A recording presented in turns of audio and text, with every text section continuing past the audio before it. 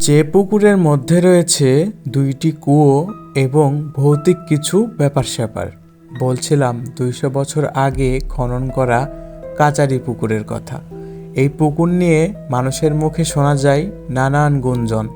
এখানে নাকি একসময় একা কোনো মানুষ দুপুরবেলা চান করতে আসতো না। চান করতে আসলে জলে নামলে জলের নিচ থেকে কিছুতে পা টেনে নিয়ে যেতে লাগতো। আবার অনেকে বলে দুপুরে এই পুকুরে গেলে খারাপ বাতাস লাগবে। আবার কেউ কেউ নাকি দেখেছে এই পুকুরের পাড়ে বেলগাছের ডালে কোনো একটা বয়স্ক মানুষকে বসে থাকতে। তার ভেজা শরীর এবং সারা শরীর জুড়ে রয়েছে শ্যাওলা। দেখে মনে হয় যে লোকটি জলের মধ্যে অনেক বছর ধরে রয়েছে। কেউ লোকটির কাছে আসার চেষ্টা করলে লোকটি সাথে সাথে পুকুরে ঝাঁপ দিয়ে ডুব দিত। পরবর্তীতে তার দেখা মিলত না। এই পুকুর নিয়ে রয়েছে আরও অনেক ঘটনা। পরবর্তী ভিডিওতে আমি সব ঘটনা বলার চেষ্টা করব।